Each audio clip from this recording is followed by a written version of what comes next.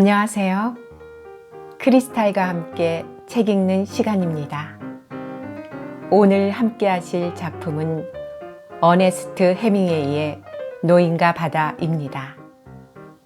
해밍웨이는 미국 중서부 일리노이주의 시카고 교회 오크파크에서 태어났습니다. 그의 아버지는 수렵과 낚시에 심취한 의사로 남성적이고 야성적인 성격이었으며 어머니는 신앙심이 깊은 음악 애호가이며 도회적인 문화인이었습니다. 고등학교를 졸업하고 제1차 세계대전에 지원하나 권투로 다친 눈 때문에 불합격하고 캔자스 시티 스타지의 기자가 되었습니다. 이때가 그의 긴축된 문장, 절제된 표현, 철저한 경험 중심적 철학 등이 싹튼 시기로 보입니다. 1918년 적십자사 요원으로 제1차 세계대전에 참가하였으나 다리에 중상을 입어 여러 번의 수술을 받았습니다.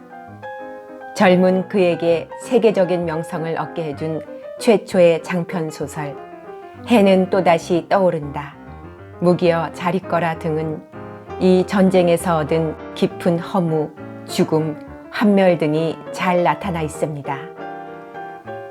1953년 만년의 나이에 쓴 노인과 바다로 퓰리처상을 받고 이듬해에 노벨 문학상을 수상했습니다.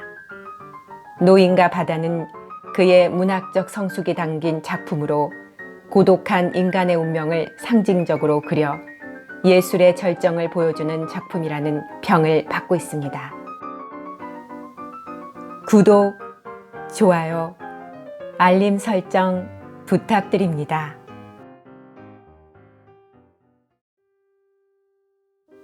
그는 멕시코 만류인 걸프 스트림에서 작은 배를 타고 혼자 고기를 잡는 늙은이였다. 그는 벌써 84일 동안이나 고기를 한 마리도 낚지 못한 채 바다에 나가고 있었다. 처음 40일간은 한 소년이 그와 함께 나갔었다. 그러나 40일간이나 고기가 한 마리도 잡히지 않자 소년의 부모는 소년에게 노인은 이제 결정적이고도 최종적인 살라오의 상태에 이르렀다고 했다. 살라오란 스페인어로서 이제 운수가 끝장나서 최악의 불운을 만났음을 뜻하는 말이었다. 소년은 부모의 명령으로 다른 배로 바꾸어 탔다. 소년이 새로 탄 배는 그 첫 주일 동안 큼직한 고기를 3마리나 낚았다. 소년은 노인이 매일같이 빈 배로 돌아오는 광경을 지켜보며 왠지 가슴이 아팠다. 소년은 항상 물가로 내려가 노인이 둘둘 감은 낚싯줄, 갈고리, 작살 등과 돛대에 휘감은 돛을 나르는 일을 도왔다.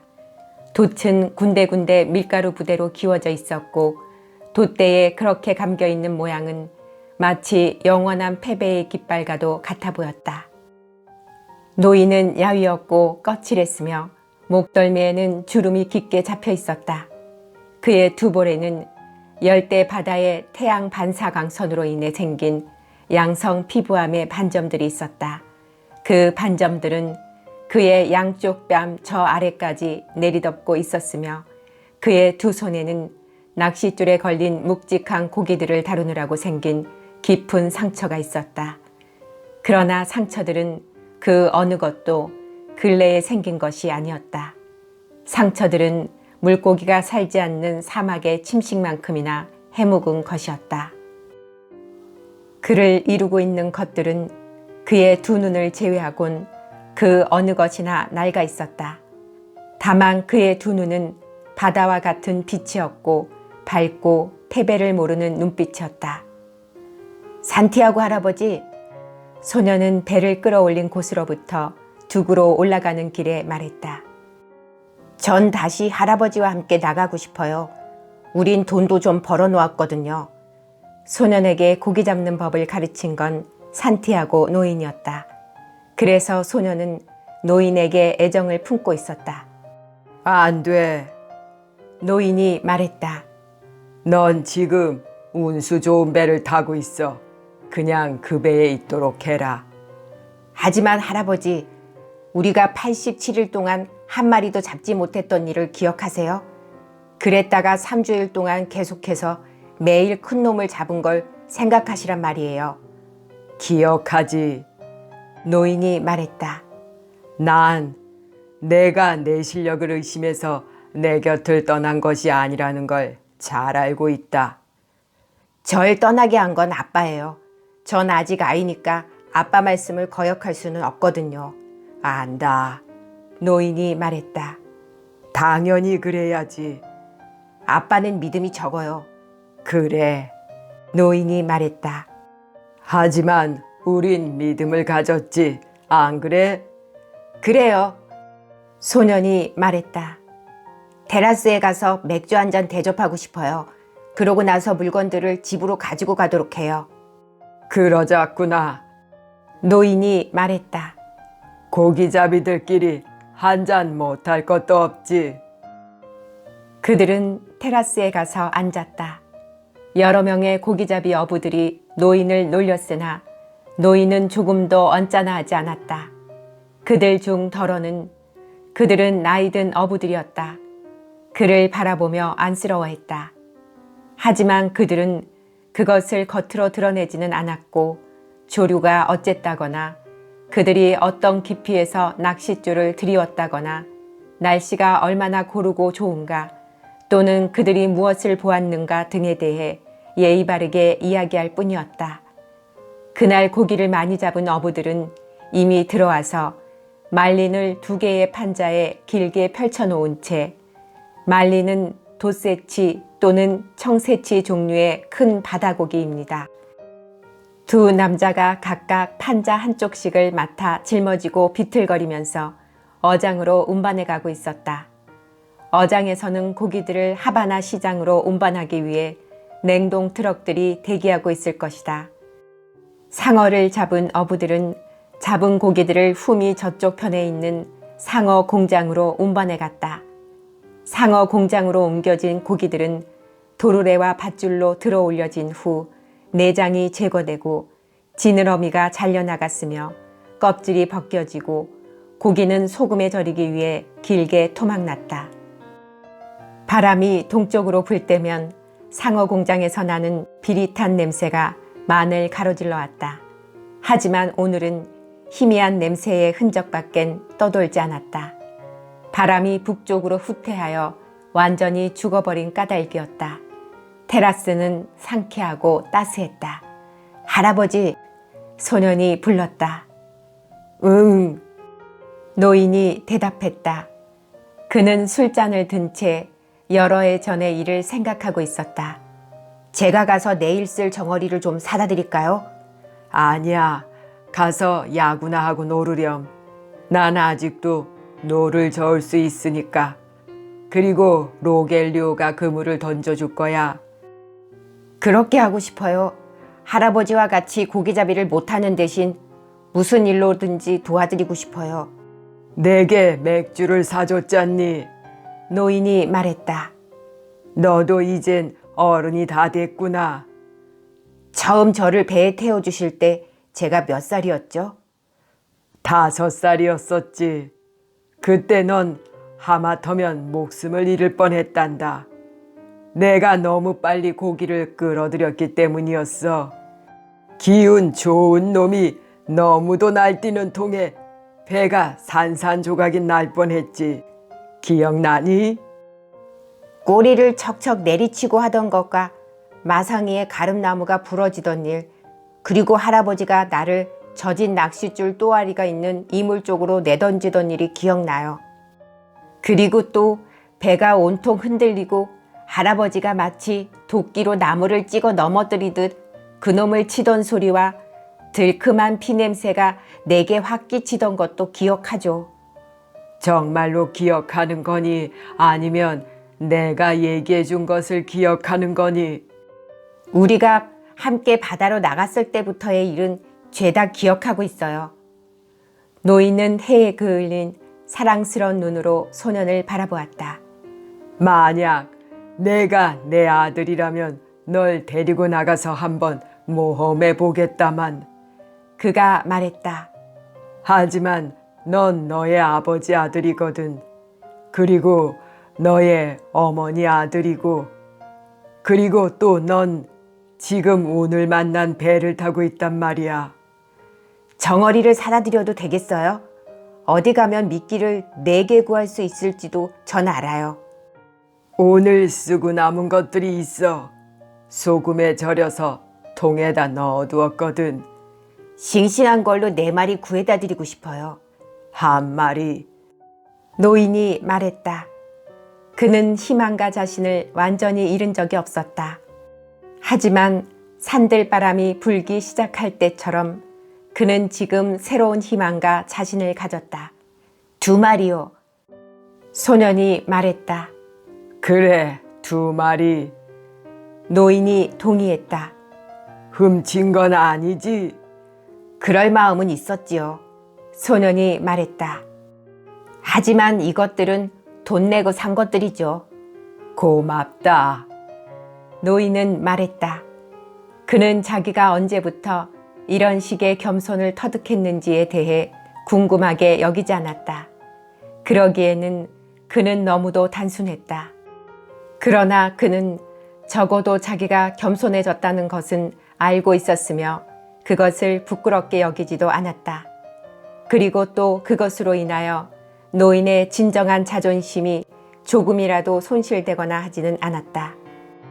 조류가 이런 상태면 내일은 고기잡이가 잘 될 것 같구나. 그가 말했다. 어느 쪽으로 나가실 건가요? 소년이 물었다. 멀리 나가겠다. 바람의 방향이 바뀔 때 맞춰 들어갈 수 있도록 말이야. 난 날이 밝기 전에 나갈 작정이다.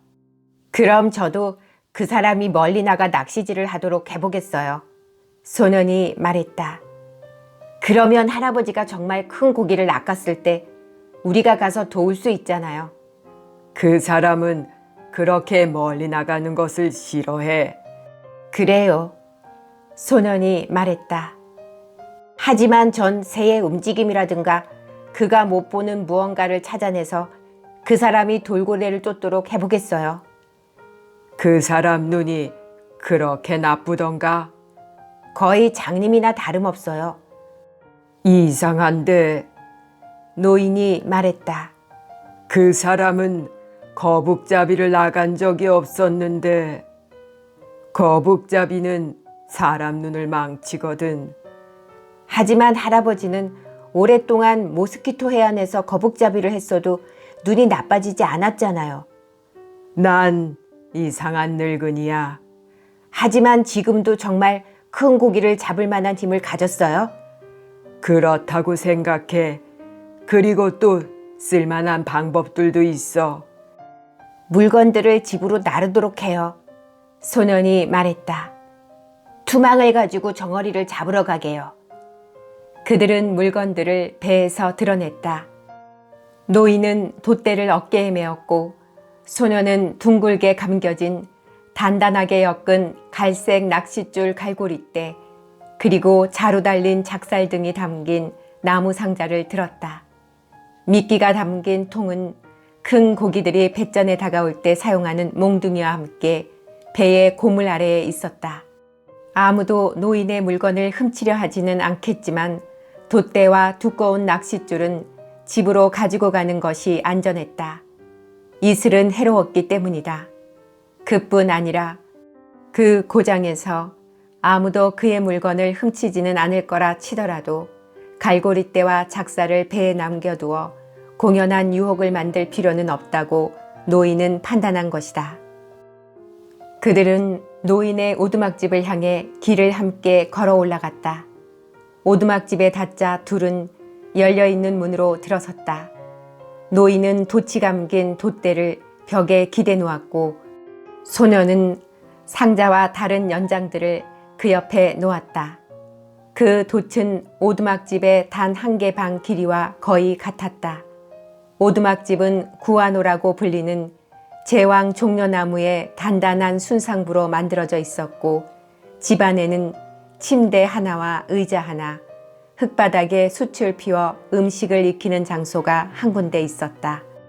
그리고 결이 튼튼한 구아노의 이파리들을 판판하게 하여 서로 겹쳐지게 붙여 만든 갈색 벽에는 예수 성심과 코브레, 쿠바에 있는 순례지에 성녀의 색채 그림이 있었다.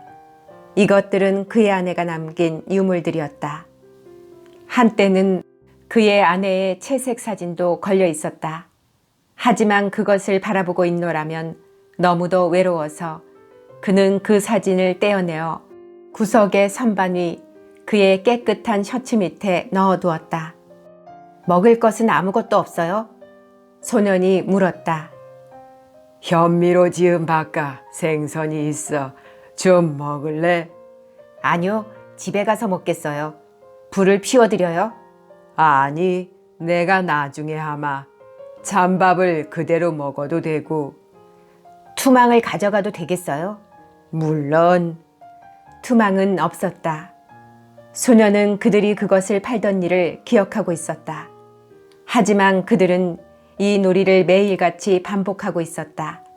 현미밥과 생선 식사도 마찬가지였다. 소녀는 그것을 알고 있었다. 85란 재수 좋은 숫자야. 노인이 말했다.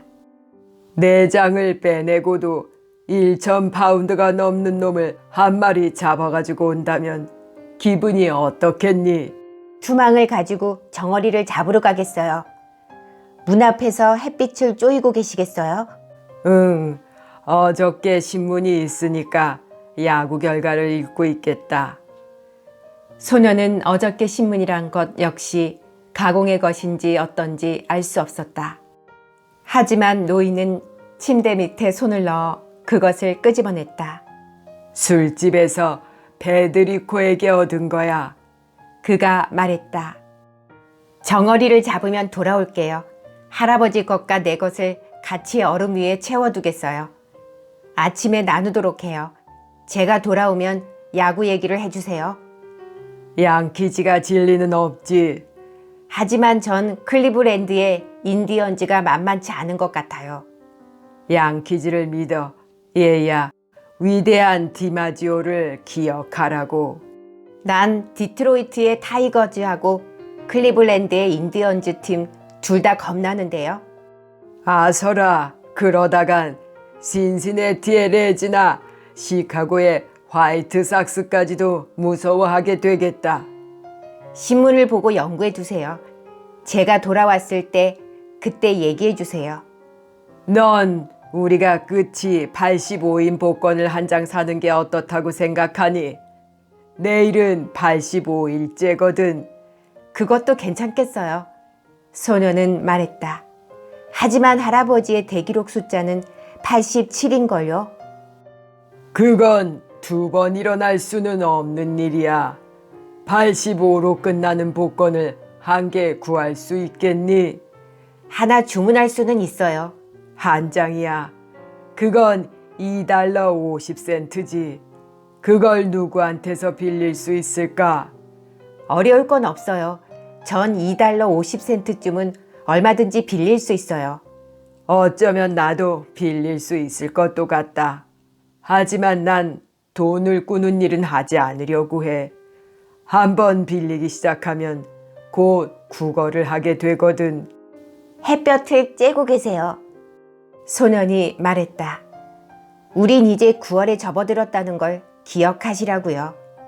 큰 물고기들이 오는 달이지. 노인이 말했다. 5월엔 누구나가 어부가 될 수 있어. 이제 정어리를 잡으러 가겠어요. 소년이 말했다. 소년이 돌아왔을 때는 이미 어두워져 있었고 노인은 의자에서 잠들어 있었다. 소년은 침대에서 낡은 군용 담요를 벗겨다가 의자 등 뒤로 펼쳐 늙은이의 어깨를 덮어주었다. 그것은 이상한 어깨였다. 몹시 늙었으나 아직도 튼튼해 보이는 어깨였다. 노인의 목도 아직 힘있어 보였고 그가 고개를 앞으로 떨구고 잠잘 때는 목에 잡힌 주름도 별로 눈에 띄지 않았다. 그의 셔츠는 너무나 여러 번 기워 마치 그의 독가도 같은 모습이었고 기운 조각들은 햇빛에 발해서 여러 가지 빛으로 퇴색되어 있었다. 하지만 노인의 얼굴은 몹시 늙어 보였다. 눈을 감은 그의 얼굴에는 생명의 흔적조차 없었다. 신문은 그의 무릎에 펼쳐져 있었고 저녁 미풍이 불어왔으나 그의 팔이 신문지 위에 얹혀 있어서 신문지는 날아가지 못하고 있었다. 그는 맨발이었다. 소녀는 노인을 거기에 그렇게 놓아두고 그냥 떠났다. 다시 소년이 돌아왔을 때도 노인은 잠에서 깨어나지 않고 있었다. 일어나요, 할아버지. 소년이 깨우면서 노인의 한쪽 무릎 위에 손을 올려놓았다. 노인이 눈을 떴다. 한순간 그는 아주 먼 곳으로부터 돌아오는 표정이었다. 잠시 후 그는 소년에게 미소를 지었다. 이건 뭐냐? 그가 물었다. 저녁 식사요. 소년이 말했다. 같이 식사하는 거예요. 별로 배고프지 않아. 어서 식사해요. 굶은 채로 어떻게 고기를 잡아요. 난 그렇게 해왔는걸. 노인이 일어나서 신문지를 접으며 말했다. 그리고 그는 담요를 접기 시작했다. 담요를 목에 두르고 계세요. 소년이 말했다. 제가 살아있는 동안은 할아버지가 굶고 낚시질을 하시도록 내버려 두지는 않을래요.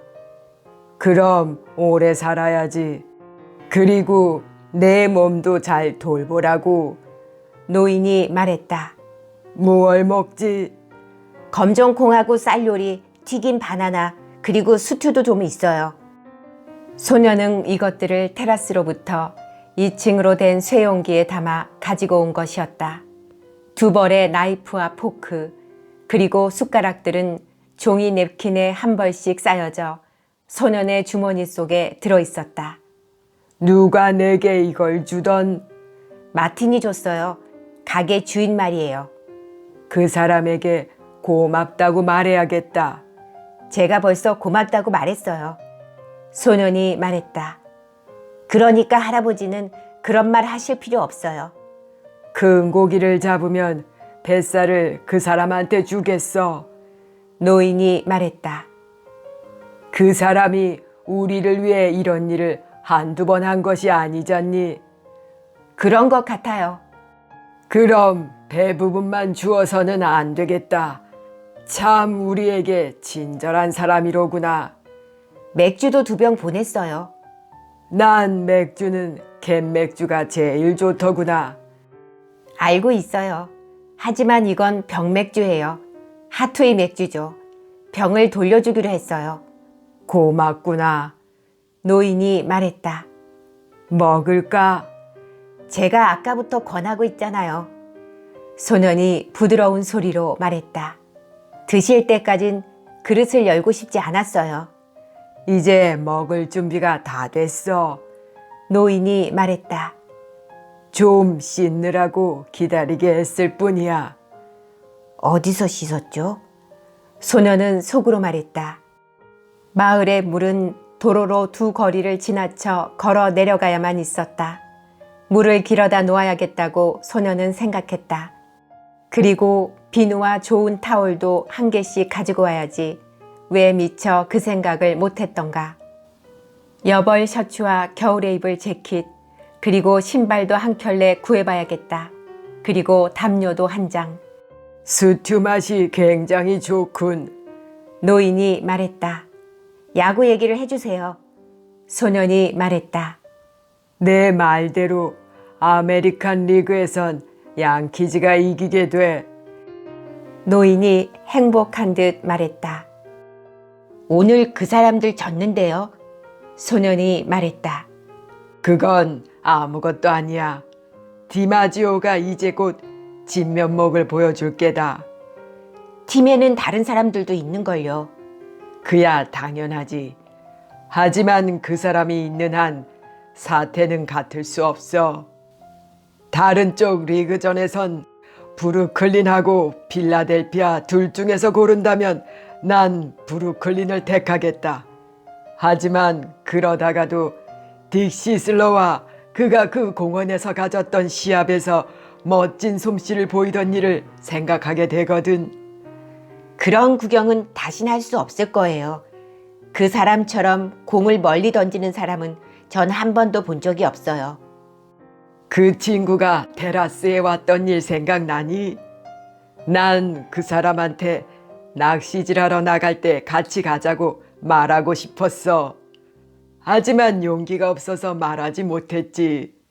그래, 난 너한테 그 사람에게 말해보라고 했거든. 그런데 너도 용기가 없어서 말을 못하고 말았지. 저도 기억나요. 그땐 정말 잘못한 것 같아요. 그 사람은 우리와 같이 갔을지도 몰라요. 그랬더라면 우리는 일생을 두고 그 일을 기억할 수 있었을 텐데. 난 위대한 디마지오를 낚시질하는 데 데리고 가고 싶구나. 노인이 말했다. 사람들 말이 그 사람 아버지가 어부였다는구나. 어쩌면 그 사람도 우리처럼 가난했었는지도 모르지. 그래서 우리 같은 사람을 이해할지도 몰라. 위대한 시슬러의 아버지는 절대 가난하지 않았어요. 그 사람은 시슬러의 아버지 말이에요. 제 나이 때 큰 리그에서 뛰고 있었거든요. 내가 내 나이 땐 아프리카로 항해하는 사각도치 달린 배의 선원이었지.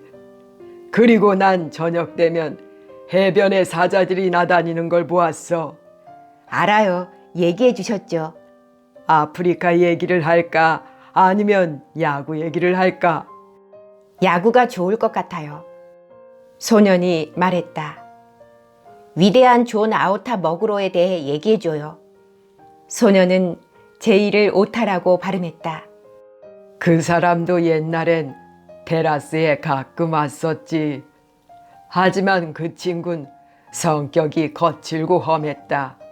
그리고 술을 마시면 버릇이 나빴지. 그자는 야구뿐 아니라 경마도 좋아했어.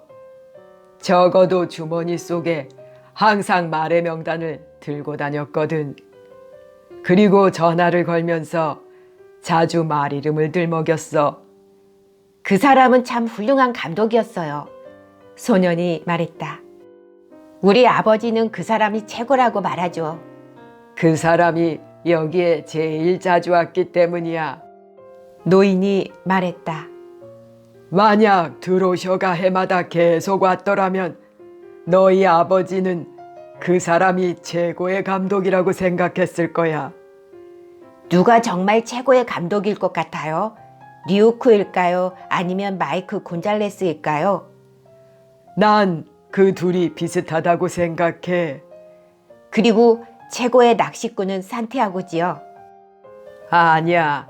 더 나은 낚시꾼들을 나는 알아. 그건 문제가 되지 않아요. 소년이 말했다. 훌륭한 낚시꾼도 많고 위대한 낚시꾼도 더러 있겠죠. 하지만 산티아고는 단 하나뿐이지요. 고맙구나. 내가 날 기쁘게 해주었어. 너무 큰 고기가 걸려들어 우리 희망을 망치지 않았으면 좋겠다만. 할아버지 말씀대로 아직도 할아버지가 힘이 세다면 그런 물고기는 없다고 봐야죠. 내가 생각하고 있는 것만큼 힘이 세지 않을지도 몰라. 노인이 말했다. 하지만 난 여러 가지 쓸만한 방법을 알고 있고 또 각오도 단단해. 이제 자리에 들도록 해요. 그래야 아침에 상쾌한 기분으로 일어날 테니까요. 전 이것들을 테라스에 돌려주어야겠어요. 그럼 내일 보자. 아침에 깨우마. 할아버지는 제 자명시계예요. 소년이 말했다. 내 자명시계는 내 나이란다. 노인이 말했다. 늙은 사람들은 왜 잠이 없는 걸까? 하루를 더 길게 살기 위해서일까? 모르겠어요. 소년이 말했다. 제가 아는 건 젊은 사람들은 늦게까지 곤하게 잠을 잔다는 것뿐이에요. 나도 그건 알아. 노인이 말했다. 내가 늦지 않게 깨워주마. 전 그 사람이 나를 깨우기를 원치 않아요.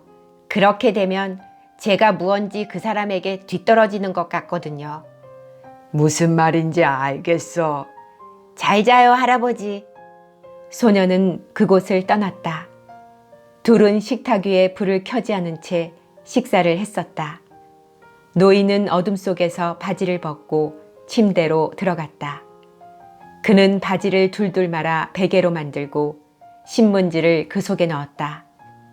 그는 담요로 몸을 감고 침대 스프링을 덮고 있는 다른 헌 신문지들 위에 몸을 굴렸다. 그는 곧 잠이 들었다. 그리고 그가 소년이었을 때의 아프리카를 꿈꿨다. 황금색 긴 모래밭, 눈이 시리도록 새하얀 모래밭을 보았으며 높다란 곳들과 거대한 갈색 산들도 보았다. 그는 요즘 들어서 거의 매일 밤 그 해변가에서 살고 있었다. 꿈속에서 그는 파도가 울부짖는 소리를 들었고 원주민들의 배가 거친 파도 틈을 누비며 다가오는 것을 보았다. 그는 자면서 가판의 타르와 뱃밥 냄새를 맡았고 아침에 육지바람이 실어오는 아프리카의 냄새를 맡았다. 보통 그는 육지바람 냄새를 맡게 되면 일어나서 옷을 입고 소년을 깨우러 갔다. 하지만 오늘 밤엔 육지 바람의 냄새가 너무 빨리 왔고 꿈속에서도 그는 그것이 너무 빨리 왔다는 것을 알았다. 그래서 그는 섬들의 흰 봉우리들이 바다 위에 솟아오르도록 계속 꿈을 꾸었고 카나리아 군도의 여러 항구들과 정박소들에 대해서도 꿈을 꾸었다. 그는 이제 폭풍을 하든가 여자라든가 또는 큰 사건, 큰 물고기, 싸움, 힘 겨루기 등에 관한 꿈은 꾸지 않았고 그의 아내에 관한 꿈도 꾸지 않았다. 그는 이제 여기저기의 장소들과 해변의 사자들만을 꿈꿨다. 사자들은 으스름 빛 속에서 고양이들처럼 논일었고 그는 소년을 사랑하듯 사자들을 사랑했다. 그는 소년의 꿈은 한 번도 꾸는 일이 없었다. 그는 평소와 다름없이 잠에서 깨어나 열린 문을 통해 달을 바라본 후 바지를 펴서 입었다. 그는 오두막집 밖에서 소변을 본 후 소년을 깨우기 위해 도로를 걸어 올라갔다. 새벽 기온에 그의 몸이 오한을 느꼈다. 하지만 그는 이렇게 떨다 보면 결국 몸이 더워질 것을 알았고 또 곧 그가 노져 나갈 것을 알았다. 소년의 집 대문은 잠겨 있지 않았다. 그는 문을 밀고 맨발로 살그머니 걸어 들어갔다. 소년은 첫 번째 방 나무 침대에서 자고 있었다. 노인은 지는 달에서 흘러 들어오는 빛으로 소년의 모습을 똑똑히 볼 수 있었다. 그는 소년의 한쪽 발을 살며시 잡았다. 그리고는 소년이 깨어날 때까지 그대로 있었다. 소년이 깨어나 그를 쳐다보자 노인은 고개를 끄덕였고 소년은 침대 곁에 놓인 의자에 걸쳐 놓았던 바지를 집어들고 침대에 앉은 채 바지를 입었다. 노인은 밖으로 나갔다. 소년이 뒤따라 나왔다. 소년은 아직도 졸음이 가시지 않은 얼굴이었다. 노인은 팔로 소년의 등을 감싸고는 말했다. 안 됐구나. 뭘요? 소년이 말했다. 남자가 해야 하는 일을 할 뿐인걸요. 그들은 노인의 오두막집을 향해 길을 걸어 내려갔다. 그들이 길을 걷는 동안 어둠 속에선 맨발의 사나이들이 자기네 배에 돛대를 들고 오가고 있었다. 노인의 오두막집에 이르자 소년은 강주리에 담긴 낚싯줄 타래들과 작살 그리고 갈고리대를 집어들었고 노인은 돛이 감긴 돛대를 어깨에 메었다. 커피 드시겠어요? 소년이 물었다. 물건들을 배에 싣고 나서 좀 들잤구나. 둘은 어부들을 상대로 이른 아침부터 영업을 하는 곳에 가서 농축우유 깡통에 담아주는 커피를 마셨다. 안녕히 주무셨어요? 소년이 물었다. 아직도 소년은 졸음이 채 가시지 않은 모양이었지만 이제 그는 드디어 깨어나고 있는 것 같았다. 아주 잘 잤어, 마놀린. 노인이 말했다. 난 오늘은 모든 게 잘 될 것만 같다. 저도 그래요. 소년이 말했다. 전 이제 가서 우리 정어리들을 가져오겠어요. 그리고 할아버지 몫의 싱싱한 미끼들도요. 그 사람은 우리 물건들을 직접 가져와요. 그 사람은 다른 사람한테 아무것도 맡기려 하지 않아요. 우린 다르지. 노인이 말했다. 난 내가 5살 때부터 너한테 짐을 맡겼었어. 알아요. 소년이 말했다. 곧 돌아오겠어요. 커피 한 잔 더 하세요. 여기선 외상거래가 돼요. 소년은 맨발로 산호바위를 밟고 멀어져 갔다. 소년이 가는 곳은 미끼들을 저장해 놓은 얼음 창고였다. 노인은 천천히 커피를 마셨다. 이것은 그날 하루 동안 그를 지탱해 줄 유일한 양식이었기 때문에 이것만은 마셔둘 필요가 있다는 것을 알고 있었다. 그 사이 오랫동안 그는 먹는 일이 귀찮아서 점심을 가지고 다니지 않았다. 배에 이물에 물 한 병을 가지고 다녔을 뿐이었다. 그가 하루 동안 필요로 하는 건 이것이 전부였다. 소년은 정어리와 신문지에 싼 미끼 2마리를 가지고 돌아와 있었다. 둘은 작은 길을 따라 돌멩이가 섞인 모래길을 맨발로 밟으며 배 있는 곳으로 갔다. 그들은 배를 들어 올려 물속으로 미끄러뜨려 넣었다. 행운을 빌어요. 내게도. 노인이 말했다. 그는 노의 밧줄들을 노바지 말뚝에다 끼우고 물속에 넣는 논날이 오는 방향으로 몸을 굽힌 후 어둠 속의 항구 밖으로 노저 나가기 시작했다. 항구에는 다른 해변에서 나온 고기잡이 배들도 바다로 나가고 있었다. 달이 산 밑으로 진 까닭에 그들을 서로 볼 수는 없었지만 그들이 노를 물에 쳐놓고 밀치는 소리를 노인은 들을 수 있었다. 가끔 배에서 누군가가 말하는 소리도 들려왔다. 하지만 대부분의 배는 노가 물을 치는 소리를 제외하곤 침묵을 지켰다. 이들은 항구를 빠져나온 뒤엔 뿔뿔이 흩어졌다. 각각 고기를 노리려 미리 정해둔 곳을 향해 노저 가는 것이었다. 노인은 자기의 목적지가 바다로 한참 나간 먼 곳임을 알고 있었다. 그는 육지 냄새에 등을 돌린 채 이른 아침에 깨끗한 바다 냄새 속으로 노저 갔다. 그는 만의 물풀들이 물속에서 발하는 인광을 어부들이 큰 우물이라고 부르는 지역을 지나면서 볼 수 있었다. 이곳은 각종 물고기들이 집합하는 곳으로 약 700길이로 수심이 돌연히 바뀌는 지역이었다. 여기에 각종 물고기들이 모이는 것은 조류가 해저의 극경산면에 부딪히면서 만드는 소용돌이 때문이었다. 여기에 새우를 비롯해 미끼가 되는 고기류가 밀집해 있었고 깊은 구멍들에는 수많은 오징어들이 몰려있는 수도 있었다. 밤이면 이것들은 물 표면으로 떠올라 주위를 배회하던 물고기들의 밥이 되곤 했다. 어둠 속에서 노인은 아침이 다가오는 것을 느낄 수 있었다. 그는 노를 저으면서 날치가 물에 차면서 내는 전음과 그것들의 빳빳한 날개들이 어둠 속을 뛰어오르며 지르는 소리를 들었다. 그는 날치들을 아주 좋아했다. 그것들은 바다에서 그와 제일 친한 친구들이었기 때문이다. 그는 새들을 불쌍히 여기고 있었다. 특히 몸뚱이가 작고 섬세한 검은색의 제비갈매기들은 그의 가슴을 아프게 했다.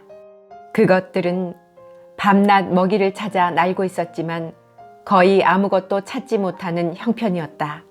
그는 생각했다.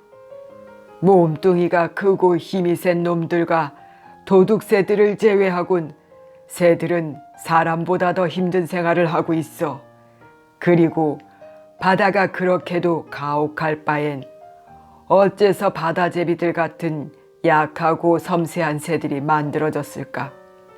바다는 다정하고 그리고 정말 아름답긴 하지만 또 말할 수 없이 잔인해지기도 하거든. 너무도 갑작스럽게 성질이 바뀌지. 물에 머리를 박고 먹이를 찾으며 날아다니는 저 가냘프고 슬픈 목소리를 가진 새들은 바다에서 살아가기엔 너무도 연약하게 만들어졌어. 그는 바다를 생각할 때는 언제나 라마르, 라는 여성 관사이고 마르는 바다라는 뜻, 라는 이름으로 생각했다. 그것은 스페인 사람들이 바다를 사랑하는 마음을 가졌을 때 쓰는 말이었다. 간혹 바다를 사랑하는 사람들이 좋지 않은 말로 바다를 부르는 일도 있었다. 하지만 이런 때에도 바다는 역시 여성으로 취급되고 있었다. 젊은 어부 중 어떤 이들은 부표를 낚싯줄의 플로트로 사용했고 상어간이 비싸게 팔렸을 때 번 돈으로 모터보트를 사서 몰고 다니는 족속이었다. 바다를 엘마르라고 남성형으로 불렀다. 이들은 바다를 자기들의 경쟁 대상자나 한낱 장소 또는 적수로 여기는 듯한 말투를 썼다. 하지만 노인은 항상 바다를 여성으로 생각했고 큰 혜택을 베풀 수도 있고 베풀기를 거부할 수도 있는 존재로 생각했다. 그녀가 광포하거나 마음씨 나쁜 일을 했을 때는 그럴 수밖에 없었던 것이라고 그는 여겼다. 달이 인간 여자를 지배하듯 바다에게도 영향을 주기 때문이라고 그는 꾸준히 노를 저어갔다. 그건 그에게 힘든 일이 아니었다. 왜냐하면 그는 자기 속도 이상을 내는 것도 아니었고 바다의 표면은 가끔 조류가 소용돌이 칠 때를 제외하곤 평탄했기 때문이었다. 그는 노젓는 일의 3분의 1을 조류에 맡겼기 때문에 날이 밝아지기 시작했을 때 그는 이때쯤이면 가서 닿으리라고 생각했던 것보다 더 멀리 밖으로 나와 있음을 알았다. 일주일 동안 깊은 우물 속에서 고기를 잡으려고 했지만 허사였던 것을 그는 생각했다. 오늘은 줄삼치나 고등어떼가 몰려있는 데서 이를 봐야지. 어쩌면 그것들 속에 큰 놈이 섞여 있을는지 몰라. 날이 완전히 밝기 전에 그는 미끼를 던지고 조류가 흐르는 대로 내려가기 시작했다. 한 미끼는 40길이 깊이에 내려가 있었다. 두 번째 것은 75길이에 그리고 세 번째와 네 번째 것은 각각 100길이와 125길이의 푸른 물속으로 내려가 있었다. 각각의 미끼는 머리를 밑으로 한 채 드리워졌다. 낚싯바늘 축은 미끼 고기 속으로 꿰뚫고 가게 한 후 단단히 묶어 꿰맸다. 낚싯바늘에 튀어나온 부분과 구부러진 곳, 그리고 끄트머리는 상당한 정어리들로 덮여버렸다. 정어리는 한 마리 한 마리 두 눈을 꿰어 부착시켰다. 따라서 튀어나온 강철 곡선에 꿰인 이것들은 마치 화환의 반쪽과도 같았다. 이제 낚싯바늘의 어느 부분에서도 큰 물고기는 달콤한 냄새와 좋은 맛을 느낄 수 있었다. 소녀는 그에게 두 마리의 작고 싱싱한 참치인지 고등어인지를 주었었다. 그것들은 지금 제일 깊이 내려간 두 개의 낚싯줄에 마치 낚시 추인 양 드리워져 있었다. 다른 낚싯줄에는 큰 청색 바보고기와 노랑 연어를 달아맸다. 이것들은 이미 사용했던 것들이었지만 아직 쓸만한 상태였으며 뿐만 아니라 정어리의 냄새와 매력에 힘입고 있어서 걱정할 것 없었다. 굵은 연필 굵기의 낚싯줄들은 각각 초록색 막대에 고리로 이어져 있었기 때문에 물고기가 미끼를 잡아당기거나 건드리는 경우 이 막대기는 곧 물속으로 넘어져 어부에게 신호를 주게 되어 있었다. 각각의 낚싯줄에는 두 개의 40길이 타래가 비치되어 있었다. 이것들은 다른 여분의 타래들과 단단히 이어질 수 있게 만들어져 있었으므로 필요에 따라서는 한 마리의 고기가 300길이의 낚싯줄을 끌고 갈 수도 있었다. 이제 노인은 뱃전 너머로 세 개의 막대기들이 기우뚱하게 물 위에 솟아있는 것을 지켜보았다. 그는 낚싯줄들이 정해진 깊이를 유지하며 수직으로 오르락 내리락 할 수 있도록 가만히 노를 저어갔다. 이제 날은 거의 밝았으며 곧 해가 떠오를 것만 같았다. 해는 바다에서 희미한 빛을 발하면서 솟았다. 노인은 물 위에 납작하게 엎드려 있는 다른 배들을 볼 수 있었다. 그것들은 해변에 훨씬 가까운 곳에서 조류를 가로지르며 흩어져 자리 잡고 있었다. 이윽고 햇빛이 더 진해졌고 광채는 수면까지 뻗쳤다. 다음 순간 해는 바다에서 완전히 떨어져 나갔고 평평한 바다는 해의 강채를 그의 두 눈을 향해 되쏘았다. 그는 눈이 아파 해를 쳐다보지 않으려 애쓰며 노를 계속 저어갔다. 그는 어두운 물속을 들여다보며 물속 어두운 곳으로 똑바로 드리워져 있는 낚싯줄들을 지켜보았다. 그는 어느 누구보다도 낚싯줄을 똑바로 유지할 줄 알았다. 그리하여 그가 의도한 정확한 물의 깊이에서 미끼들은 행여라도 그곳으로 헤엄쳐 나갈 고기들을 꾸준히 기다리고 있었다. 다른 어부들은 낚싯줄을 물 흐르는 대로 그대로 놔두었기 때문에 어느 때는 어부들이 자기들의 낚싯줄이 100길이 깊이로 가 있는 것으로 생각할 때 실제로 미끼는 60길이에 올라와 있는 수도 있었다. 하지만 난 낚싯줄을 정확하게 들이울 줄 알지. 그는 생각했다. 단지 난 이제 운을 더 이상 타지 못하는 거야. 하지만 누가 알아.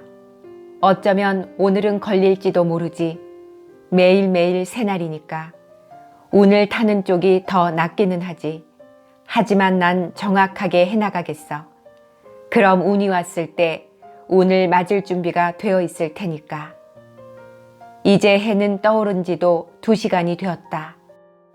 그만큼 더 높이 솟은 해는 그가 동쪽을 쳐다봐도 아까처럼 눈을 아프게 하지는 않았다. 이제 시야에는 세 척의 배밖에 없었다. 그것은 멀리 안쪽으로 수면에 얕게 박혀 있었다. 일생 동안 이른 아침의 해가 나의 눈을 아프게 했지. 그는 생각했다. 하지만 아직도 내 눈은 시력을 잃지 않았어. 저녁에 해를 똑바로 쳐다보아도 눈앞이 깜깜해지거나 하는 일은 없어. 저녁엔 빛이 더 새어지는데도 말이야. 하지만 아침엔 눈이 아파서 쳐다볼 수가 없어. 그러나 그는 군항새 한 마리가 그 길고 검은 날개를 펴고 전방의 하늘을 선회하는 것을 보았다. 그것은 급강하기 시작했다.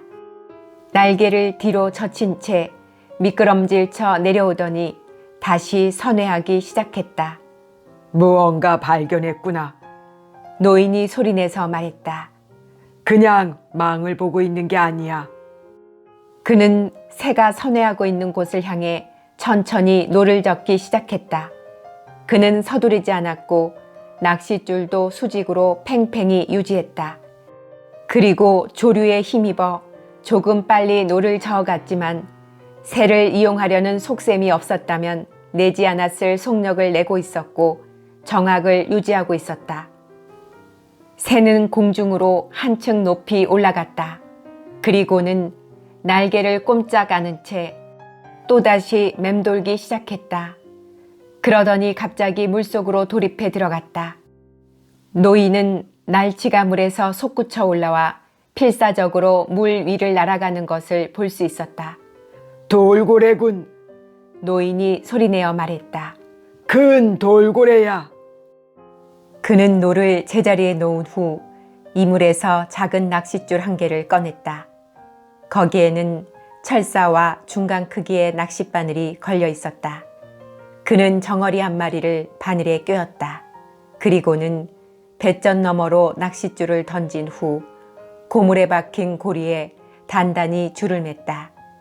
그런 다음 그는 또 하나의 낚싯줄에 정어리를 단 후 둥글게 감아 이물 한쪽 구석에 놓았다. 그는 다시 노젓기를 시작했다.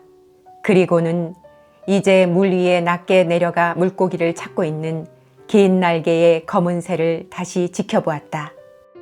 그는 새가 또다시 날개를 뒤로 젖히고 물로 돌입해 들어가는 것을 보았고 달아나는 물고기를 맹렬하게 쫓아가지만 소득 없는 날개짓을 하는 것을 보았다. 그는 돌고래들이 도망치고 있는 날치들을 쫓느라고 짓는 물의 완만한 용기를 볼 수 있었다. 돌고래들은 날아가는 물고기 밑으로 물을 뚫으며 달리고 있었다. 드디어 물고기가 나가 떨어질 때 돌고래들은 물고기를 추적하여 떨어지는 물 밑에 가서 있으리라. 돌고래의 큰 떼거리인 것 같다고 노인은 생각했다. 그것들은 넓게 퍼져 있는 것 같았다. 날치들은 살아날 도리가 없었다. 새에게도 별 희망은 없었다. 새에게는 날치가 너무 컸고 또 너무 빨리 움직였다. 그는 날치가 솟구쳐 오르는 것과 또 소득 없이 퍼덕거리는 새의 날개짓도 거듭 보아야 했다. 떼거리는 내게서 떨어져 나간 거야. 그는 생각했다. 그것들은 너무 빨라. 그리고 너무 멀리 나가고 있어. 하지만 어쩌면 내게도 운이 따라 줄는지 몰라. 내 큰 물고기가 그것들과 어울리고 있었는지도 모르지. 내 큰 물고기가 어딘가에 있음에 틀림없어. 육지 쪽의 구름들은 이제 산처럼 뭉게뭉게 피어올라 있었다. 여기에서 보니 해변은 청회색 언덕들을 등 뒤에 두른 녹색의 긴 선에 불과했다. 불빛은 이제 짙은 청색이 되어 있었다. 어찌나 짙은지 보라색에 가까웠다. 물속을 들여다보니 검은 물속에 빨갛게 떠있는 부유 생물들이 보였고 태양은 이제 야릇한 빛을 물속에 던지고 있었다. 그는 낚싯줄이 물속으로 수직으로 똑바로 내려가 있는지 지켜봤다. 부유 생물들이 많은 것은 물고기가 근처에 있음을 말해주기 때문에 그는 마음이 흡족했다. 태양이 물속에다 짓는 야릇한 빛은 해가 지금처럼 높이 솟아있는 이상 날씨가 쾌청할 징조였고 육지 위에 솟은 구름을 보아도 그것을 알 수 있었다. 하지만 이제 새는 거의 눈에 띄지 않을 정도로 멀리 사라져버렸고 수면에는 햇빛에 바랜 누런 해조 몇 조각과 제법 형태를 갖춘 보랏빛 번쩍거리는 고깔 해파리의 아교질 불에가 배정 가까이에 떠있을 뿐이었다. 불에는 옆으로 눕더니 다시 바로 섰다. 그리고는 물방울처럼 경쾌하게 그 길고 음산한 줄기를 1야드쯤 물속으로 끌면서 떠가고 있었다. 야구와 말라. 나쁜 물풀이라는 뜻. 노인은 말했다. 넌 장녀와도 같아. 그가 노에 의지하여 약간 방향을 돌리면서 물속을 들여다보니 그 긴 줄기들과 같은 빛깔인 작은 고깃대가 줄기들 사이와 물거품이 떠내려가며 만드는 작은 그늘 밑을 헤엄치고 있는 것을 볼 수 있었다. 이것들은 그것의 독에 대해 면역이 있었지만 인간에게는 그런 면역이 없었다. 그리하여 그 줄기 중 덜어가 낚싯줄에 걸려서 남게 되는 경우에는 그 미끈거리는 보라색 물질 때문에 고기를 잡아 올리는 노인의 팔과 손의 피부는 독담쟁이나 독참나무를 만졌을 때와 같이 벌겋게 부풀어 오르기도 하고 쓰라린 상처들이 생기기도 했다. 하지만 아구와 말라의 독은 그 효력이 빨랐고 마치 채찍에 맞았을 때와 같은 무서운 상처를 남겼다. 진주색 방울과도 같은 그것들은 보기에는 아름다웠다. 하지만 이것들은 바다에서 가장 기만적인 것들이었다. 그래서 노인은 큰 거북들이 이것들을 먹어치우는 광경을 즐겨보았다. 거북들이 이것들을 보면 정면으로 접근한 후 껍데기 속으로 목을 움츠리고는 그것들을 줄기째 몽땅 먹어치우는 것이었다. 노인은 거북들이 이것들을 잡아먹는 것을 즐겨보았다. 그리고 또 그 폭풍이 지나간 뒤 해변에 표류된 그것들을 밟고 걸으면서 그의 두껍고 단단한 발바닥이 그것들을 밟을 때 내는 펑하는 소리 듣기를 즐겼다. 그는 녹색 거북들과 데모 거북들을 사랑했다. 그것들은 우아하고 빠르고 또 값비싼 거북들이었다. 그는 몸집이 거대하고 미련한 붉은 거북들에 대해서는 우위 섞인 경멸감을 가지고 있었다. 이것들은 거창한 갑옷을 입었음에도 불구하고 겁쟁이였으며 야릇한 교미의 습성을 가졌지만 고깔 해파리를 먹을 때는 눈을 감은 채 행복해했다. 그는 여러 해 동안 거북잡이 배를 탔지만 거북에 대해 별다른 신비감을 가지고 있지 않았다. 그는 거북들 모두가 불쌍할 뿐이었다. 거의 배의 길이만큼 길고 무게가 한 톤이나 되는 큰 등거북도 마찬가지였다. 거북을 도살하고 절단한 후에도 거북의 심장은 몇 시간이고 계속 고동을 친다고 해서 대부분의 사람들은 거북에 대해서 무정해야 된다고 생각했다. 하지만 노인은 자기도 그런 심장을 가졌다고 생각했다. 그리고 자기의 손발도 거북의 것과 같다고. 그는 힘을 얻기 위해 흰 알들을 먹었다. 그는 9월과 10월에 참으로 큰 물고기들을 잡을 힘을 기르기 위해 5월 내내 그것들을 먹었다. 그는 또한 매일 어부들의 연장이 보관되어 있는 오두막 안에 저장되어 있는 상어 간유 한 컵씩을 마셨다. 이것은 상어 간유를 원하는 모든 어부들의 것이었다. 대부분의 어부들은 상어 간유의 맛을 싫어했다. 하지만 그 맛이 어부들이 아침 일찍 일어나는 어려움보다 더 견디기 어려울 것은 없었으며 또한 감기나 신경통을 방지하는 데도 좋았고 눈에도 좋았다. 이제 노인은 위쪽으로 눈을 돌려 새가 또다시 맴돌고 있는 것을 보았다. 물고기를 찾은 모양이군. 그가 소리내어 말했다. 수면으로 솟구쳐 나오는 날치는 눈에 띄지 않았다. 미끼 고기들이 흩어져 있는 것도 아니었다. 하지만 노인이 지켜보는 동안 작은 다랑아 한 마리가 공중으로 치솟아올라 공중에서 한번 회전하더니 머리를 물에 처박으며 들어가 버렸다. 다랑어는 햇빛 속에서 은색으로 빛났다. 그것이 솟았다 떨어진 후 수없는 참치들이 차례로 솟아올라 여러 방향으로 뛰어올랐다. 그것들은 물을 마구 휘저어 놓으면서 미끼를 쫓아 긴 비약을 했다. 그것들은 미끼를 에워싸고 맴돌면서 그것을 몰아치고 있었다. 저놈들이 너무 빠르게만 움직이지 않으면 한복판으로 배를 몰고 들어갈 텐데 하고 노인은 생각했다. 그는 고깃대가 몰려다니느라고 물에 허영 거품을 일으키는 것을 보았다. 새는 지금 바야흐로 하강을 하고 있었다. 새는 놀라서 표면으로 밀려나온 미끼 물고기를 향해 달려들었다. 새는 큰 도움을 줘. 노인은 말했다.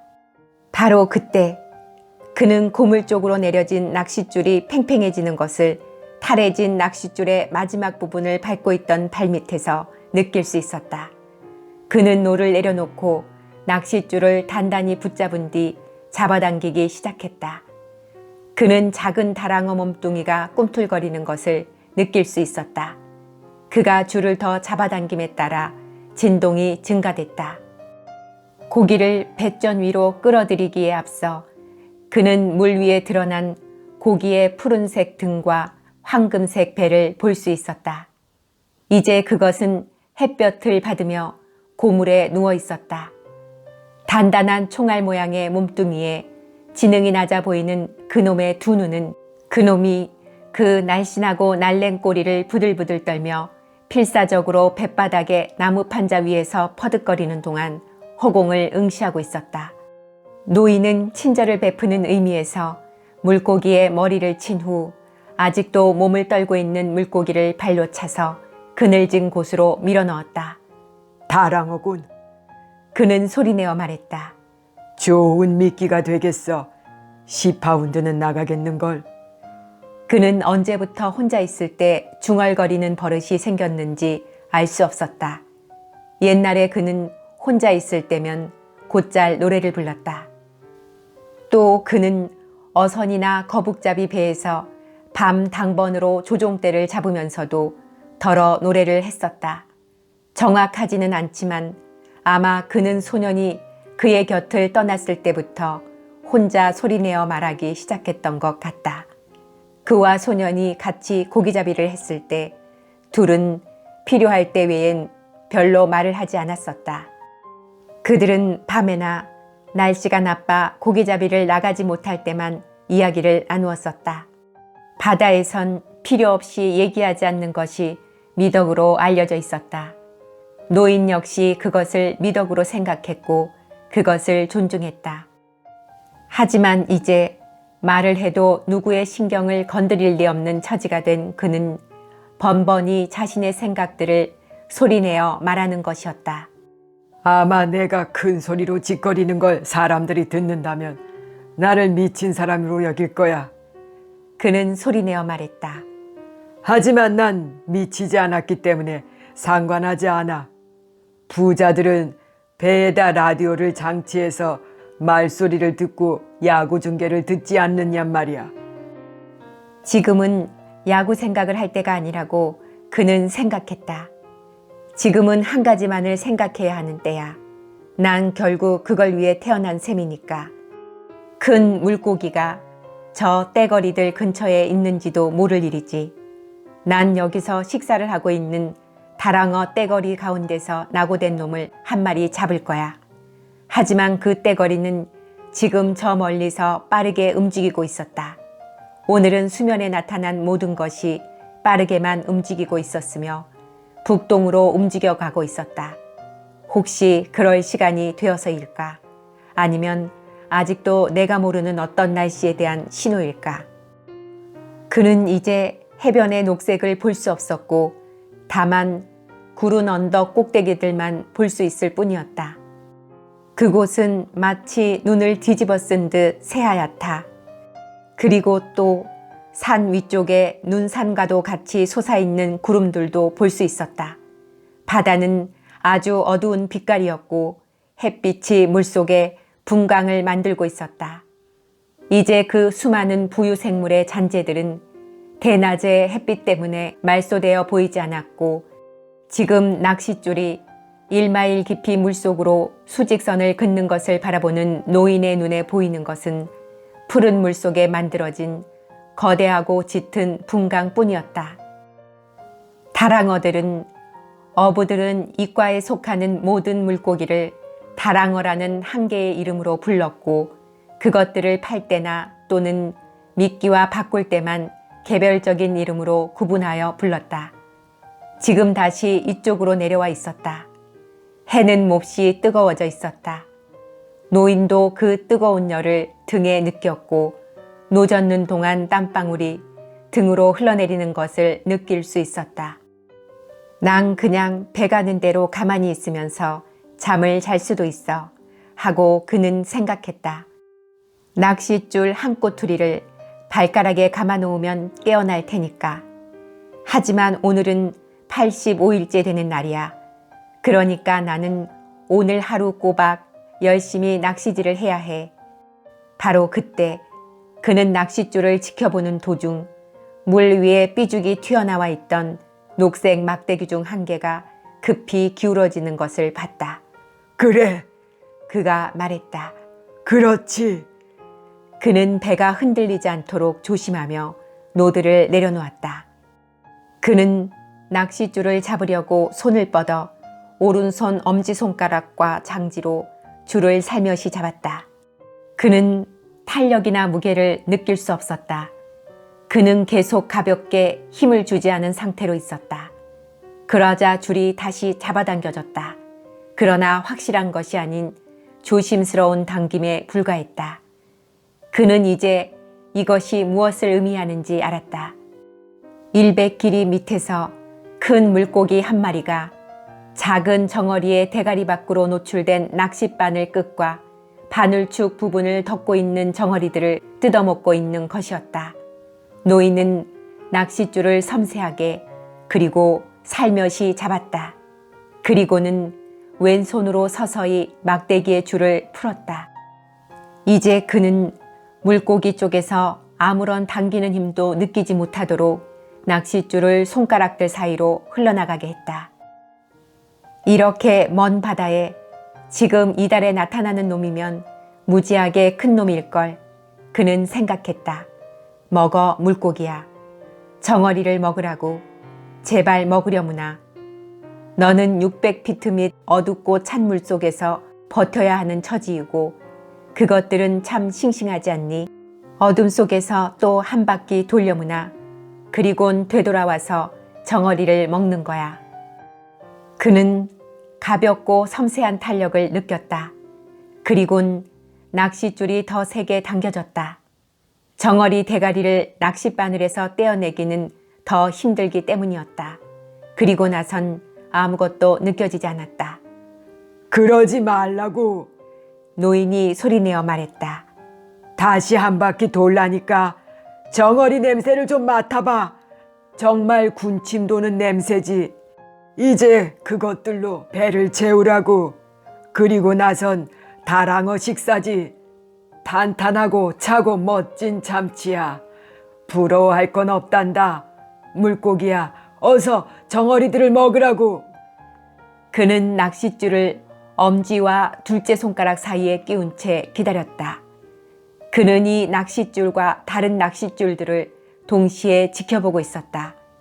물고기가 이리저리 옮겨다니고 있을 가능성이 있기 때문이었다. 그러자 또다시 아까와 같은 섬세한 탄력이 왔다. 저놈은 미끼를 물게 될 거야. 노인은 소리내어 말했다. 제발 저놈이 미끼를 물게 해주소서. 그러나 물고기는 그냥 가버린 듯 이제 아무런 반응도 없었다. 결코 가버리진 않았을 거야. 그가 말했다. 가버릴 리가 없어. 지금 한 바퀴 돌고 있는 거야. 이놈은 전에 낚싯바늘에 걸린 일이 있는 거야. 그걸 지금도 어렴풋이 기억하고 있는 걸 거야. 그러자 낚싯줄이 가볍게 당겨졌다. 이것은 그를 행복하게 했다. 그것 봐. 한 바퀴 돌았을 뿐이야. 그가 말했다. 곧 미끼를 물 거야. 그가 그 가벼운 탄력을 느끼며 행복감에 젖어 있는데 갑자기 무언가 단단하고 믿을 수 없을 만큼 묵직한 것이 낚싯줄을 당기는 것을 느낄 수 있었다. 그것은 틀림없는 물고기의 무게였다. 그는 낚싯줄을 더 풀어주었다. 줄은 밑으로 계속 내려갔고 그는 2개의 예비타래 중 1개를 풀기 시작했다. 줄은 그의 손가락 사이를 가볍게 빠져나가 물속으로 내려갔다. 손에 힘주어 잡지 않았음에도 불구하고 그는 그 거대한 무게를 계속 느낄 수 있었다. 이건 참 굉장한 놈이구나. 그가 말했다. 이놈은 지금 미끼를 문 채로 도망치고 있는 거야. 조금 후엔 회전을 할 거고 그러고 나서는 그것을 삼킬 것이라고 노인은 생각했다. 그는 이 생각을 소리내어 말하지는 않았다. 왜냐하면 좋은 일이란 입 밖에 내어 말해버리면 될 일도 안 되는 수가 있다는 것을 그는 알고 있었기 때문이다. 그는 이것이 얼마나 큰 물고기인가를 알 수 있었다. 그는 물고기가 다랑어를 입에 가로문 채 어둠 속에서 헤엄쳐 가기 시작하는 장면을 상상해 보았다. 바로 이 순간 그는 물고기의 움직임이 멈춘 것을 느꼈다. 하지만 무게는 아직 그대로 있었다. 그러자 무게가 증가됐다. 그는 좀 더 줄을 풀어줬다. 그리고는 엄지와 장지를 잠시 동안 더 단단히 조였다.